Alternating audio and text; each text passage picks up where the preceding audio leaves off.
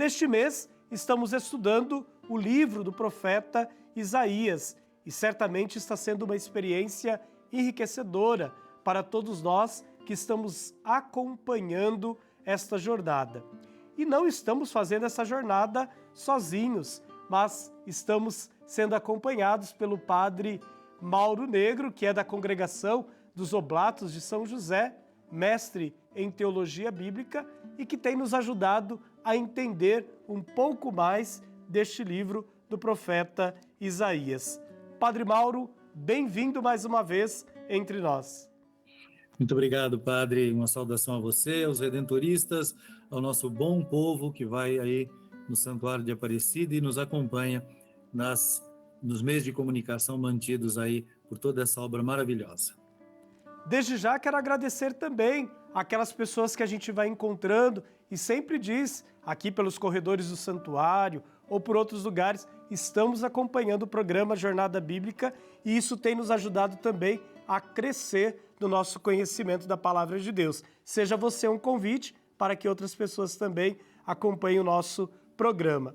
Padre Mauro, para a gente começar a nossa conversa, por que nessa parte do livro do profeta Isaías nós constatamos que o povo rejeita Deus e a fé e mesmo após aí terem conquistado a terra prometida? Porque não é fácil acreditar num Deus único. É mais fácil acreditar num monte de deuses. E cada um corresponde a uma vontade que a pessoa tem. Porque veja, quando o povo da aliança, o povo de Deus sai do Egito, eles vão rumo à liberdade. Só que eles param e aí eles começam a resmungar. Porque eles tinham saído do Egito, mas o Egito não tinha saído de dentro deles. É fácil sair do Egito, mas é difícil tirar o Egito de dentro. O que eu quero dizer é assim: eu saio da escravidão, mas às vezes parece que é mais confortável estar na escravidão. De maneira que essa dependência de vários deuses que correspondem às minhas necessidades e aos meus caprichos é muito forte. Falar isso é um pouco estranho, porque a gente não pensa muito deste modo quando a gente lê o texto bíblico, mas é isso que o texto bíblico está dizendo. Eles vão para a terra prometida e devem fazer um novo modo de vida, mas eles querem continuar vivendo como viviam antes. Então não tem mudança, não tem transformação.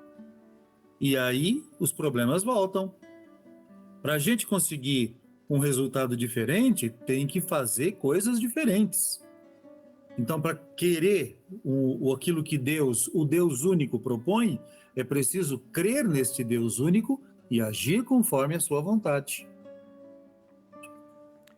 Padre Mauro, que interessante isso que o senhor traz, né? Fazer uma escolha por Deus, isso não é fácil, isso exige, e eu penso que a gente volta um pouquinho, né, no programa anterior, exige coração e razão para que a gente possa discernir.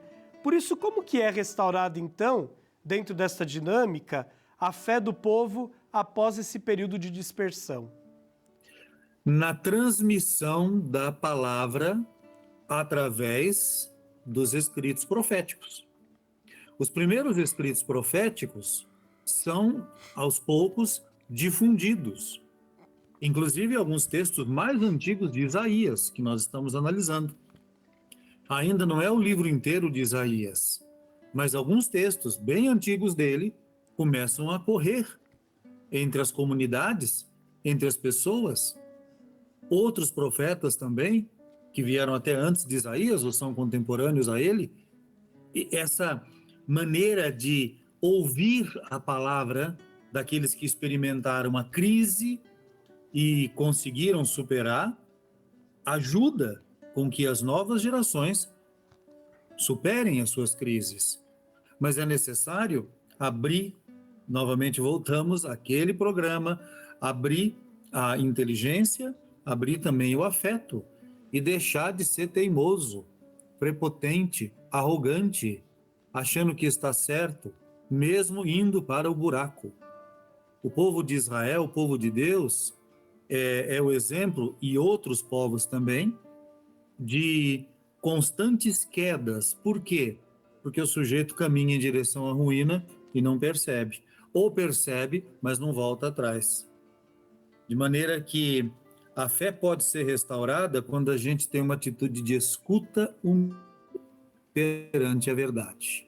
Mesmo que ela não seja, e geralmente não é, conforme a nossa maneira de pensar. Padre Mauro, era comum que os profetas dissessem algumas coisas aos reis no tempo e, sobretudo, quando estavam vivendo algumas situações de guerra. Como que nós podemos observar isto no diálogo que entre Isaías e o rei Ezequias? Então, era comum que os profetas dirigissem aos reis. O que não era comum era que os reis ouvissem os profetas. E nessa situação de Isaías, parece que houve uma escuta da parte de Ezequias, que era um rei, e foi até previsto como um bom rei pelo profeta Isaías. Porque a herança, ela tem que entender que ela não está sozinha e detém toda a verdade.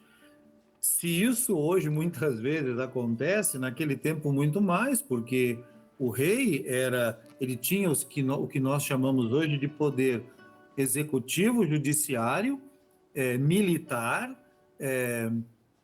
também real, quer dizer, legislativo. O rei era tudo, era um soberano absoluto, inclusive um poder religioso. A gente tem que entender que nós somos parte de um grande mundo e uma peça. Os líderes têm que saber que lideram a partir da experiência de vida, inclusive com o apoio dos seus liderados, e não detendo o poder e toda a verdade. Infelizmente, outros reis que vieram depois de Ezequias não pensaram e não ouviram os profetas. A ruína veio e se estabeleceu. Padre Mauro, a gente sempre termina esse nosso bate-papo, né? Olhando o que essa parte do livro nos ajuda a repensar a nossa vida, a nossa caminhada eclesial. E que dica o senhor poderia, então, a partir desta parte que hoje estudamos, do livro do profeta Isaías, para as nossas comunidades eclesiais? Se questionar sempre no caminho que a gente está fazendo. Ouvir as autoridades coerentes, e não apenas aqueles que apresentam-se como poderosos, agradáveis e bonitos. A gente tem que ter sempre o olhar fixo em Cristo, e naqueles que o representam, encontrar, claro, uma palavra de coerência com o Evangelho, com a Sagrada Escritura. Se essa palavra faltar, então a gente pode duvidar um pouco. Acho que é por aí.